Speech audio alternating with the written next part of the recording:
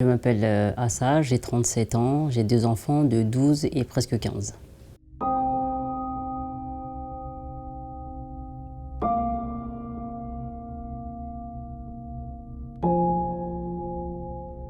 C'est assez atypique puisque je me suis mariée à 20 ans.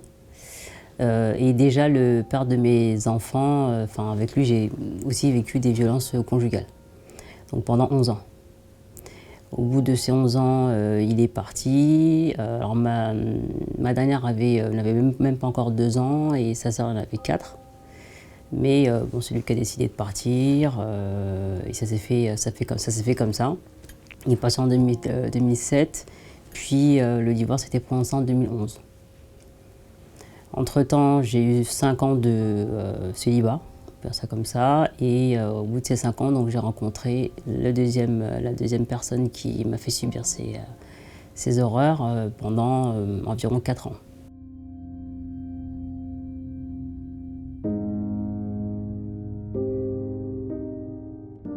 Le biais de l'association, en fait, avec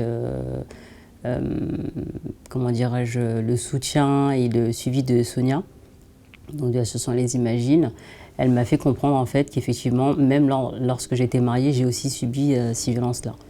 Parce qu'en fait, je viens d'une culture où le désir de la femme est complètement annihilé, il n'existe pas. Donc c'est en commençant mes séances avec Sonia que je me suis rendu compte que j'avais subi aussi des violences conjugales quand j'étais mariée. Pour moi, en fait, une femme qui s'est violée, c'est ce qu'on voit à la télé ou dans les films. Qui est forcée dans une cage d'escalier et puis voilà. J'ai une éducation, donc je suis d'origine mauritanienne. Et pareil, le désir de la femme n'est pas du tout reconnu en tant que tel. Et pour moi, une femme, ça devait satisfaire un homme et puis c'est tout.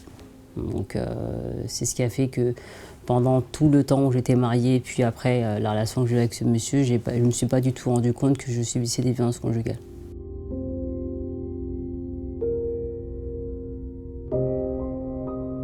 En violence verbale, c'était quelqu'un qui avait la manie, la façon de parler toujours fort. Donc j'étais sans cesse obligée de monter le ton pour me faire entendre.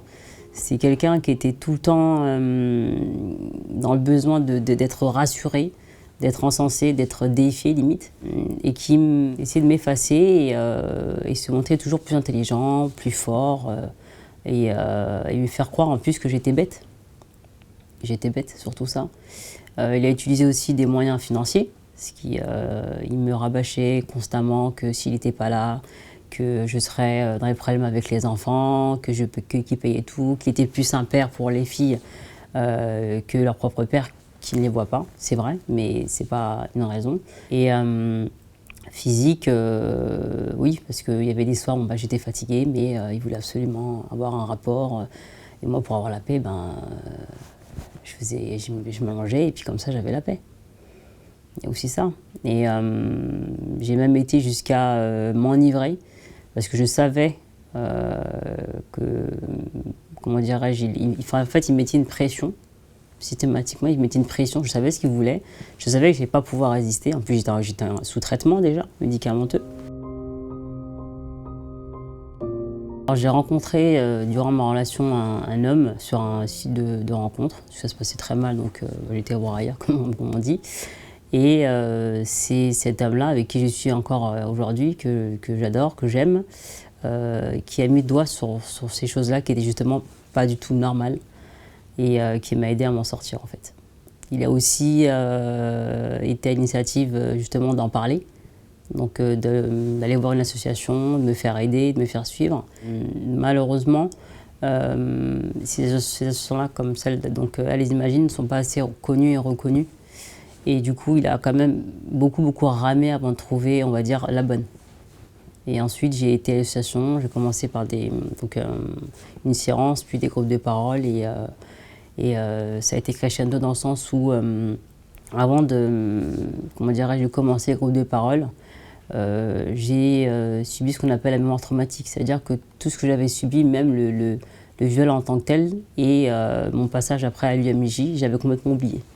Ce qui a fait que je suis retournée vers ce monsieur-là, parce que j'avais complètement, mon cerveau effacé ces événements-là. Et aussi, donc mon compagnon actuel, qui m'a rappelé que j'étais passée à l'UMJ, que ça a été extrêmement, extrêmement douloureux. Ça n'a pas été simple quand on se souvient de ce qui s'est passé, c'est pas simple. C'est pas simple parce qu'on se dit mais comment j'ai pu oublier? Donc à un moment donné, au début, en tout cas pour ma part, j'ai culpabilisé d'avoir oublié. On m'a expliqué le mécanisme en fait, des mémoires traumatiques, du coup j'ai plus de culpabiliser. Donc après, par exemple, un viol, un gynécologue en fait constate s'il y a des lésions, etc. Et moi, c'est ce qui s'est passé. Oui, des psychotropes. Et il y a eu une fois où justement, donc ça a terminé, où j'ai terminé pendant le top psychiatrique, où je lui ai dit, à part de l'alcool, et je me suis enivrée pour avoir moins mal, on va dire. C'est passé 2 fois, une fois chez lui et une fois chez moi.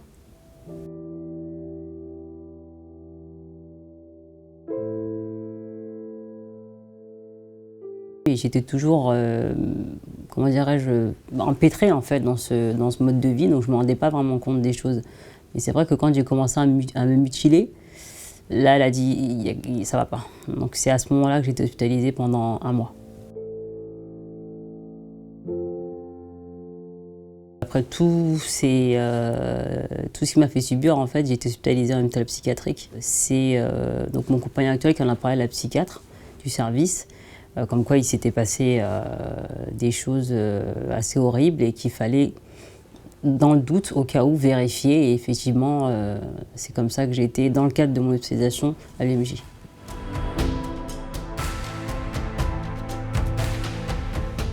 Très mal, très très mal. Hein. Très mal, encore des menaces, des insultes, parce que j'ai aussi eu des insultes pendant 4 ans. Connasse, t'es qu'une cassos, salope, des choses comme ça. Il a très très mal vécu. Le dépôt de plainte, j'ai contacté une avocate au mois d'août que je connais personnellement, déjà pour en parler. J'avais dans l'idée de porter plainte, je réfléchissais. Et ne serait-ce que d'avoir été crue par une avocate, ça a tout changé. Pour moi, ça a tout changé dans le sens où je suis épanouie et heureuse dans la relation dans laquelle je suis, dans ma vie professionnelle et familiale. Enfin, familiale avec mes enfants, parce que le reste de la famille est complètement abandonné. Mais le simple fait d'avoir été crue, ça m'a suffi. Finalement, j'ai décidé de ne pas porter plainte, de même lui pardonner.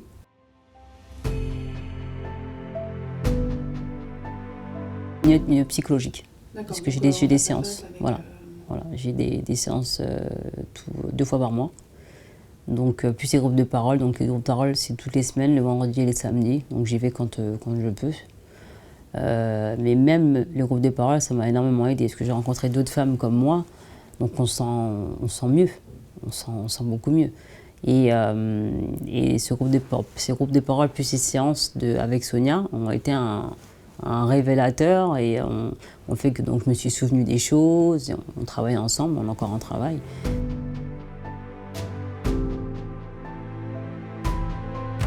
Mon compagnon actuel. Et mon père, en fait, quand il est venu me voir à l'hôpital, quand j'étais hospitalisée, il m'a clairement dit que ça c'est de ta faute. Il m'a accablé.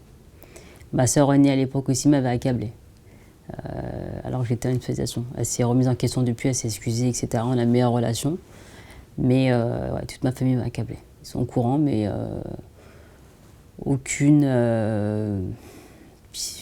pitié, aucune mansuétude, aucune bienveillance de leur part. Non. Alors j'étais vraiment, en tout cas pour le côté familial, vraiment seule. J'ai quand même heureusement eu donc, mon compagnon, mon meilleur ami, mon frère qui s'en est mêlé, qui s'est éloigné depuis, mais qui s'en est mêlé. Donc j'ai quand même eu 3-4 personnes comme ça qui ont été bienveillantes et qui m'ont aidé à m'en sortir. Plus les séances avec Sonia et le groupe de parole, l'association.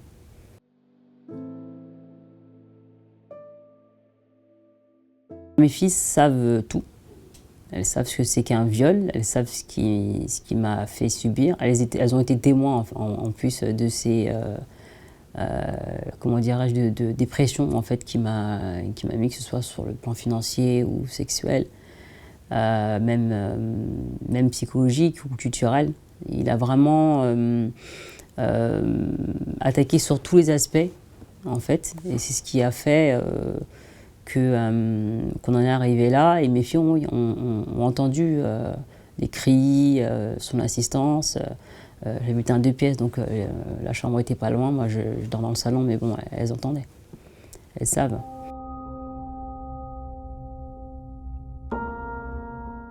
Ce que je vais préciser, c'est que pour aller au travail, je passe devant les fenêtres de mon violeur. Tous les jours. Son habitation? Oui, tous les jours. Donc j'ai commencé à retravailler au mois de septembre, le 3. Donc j'étais pas tombée sur lui encore. Je suis tombée sur lui la semaine dernière. Ça a été compliqué, beaucoup de colère. La seconde fois, c'était ce matin, mais aucun effet. Donc voilà, petit à petit, de toute façon, il fallait que je tombe sur lui tôt ou tard. Il habite à 10 minutes de chez moi à pied. Donc, mais ça va, je le vis bien.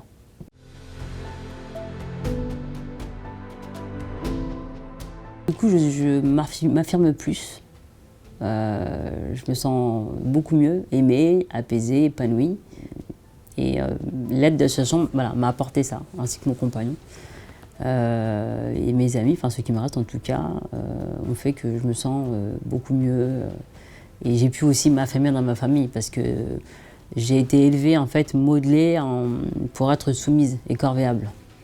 Donc ça m'a aussi permis justement de m'affirmer auprès de ma famille et de leur dire merde, j'existe, vous m'avez fait ça, ça, ça, ça, ça, vous en avez bien profité, maintenant c'est terminé. Là, ça qui dit tout le temps oui, oui, oui, oui, c'est terminé. Là, ça pique. Ouais, ça pique. Mais pour moi, ça fait du bien.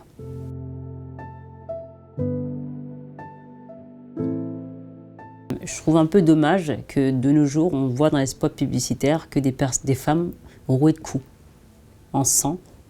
Et c'est pas forcément, et c'est pas que ça, les violences conjugales. Ça peut être psychologique, ça peut être financier, ça peut prendre plein de formes différentes. Et je trouve ça vraiment dommage que l'État mette de l'argent dans des spots où on voit la femme qui est rouée de coups, quoi. Quand on voit des escaliers qui est en sang, c'est pas seulement ça. C'est pas seulement ça. Bien sûr, c'est grave, bien évidemment. Mais si une femme, en fait, elle croit que c'est que ça, les violences conjugales, mais qu'elle se fait violer par son mari, d'elle-même, elle n'ira pas, en fait. Déjà, elle n'ira pas voir les flics, et encore moins chercher une association. Donc, il y a un décervelage qui est déjà assez conséquent. Si en plus, on lui dit qu'il faut forcément avoir des bleus et être ensemble, c'est pas évident. Et c'est vraiment c'est vraiment dommage. C'est vraiment dommage de ne pas justement montrer que les violences conjugales, ça peut prendre énormément de formes.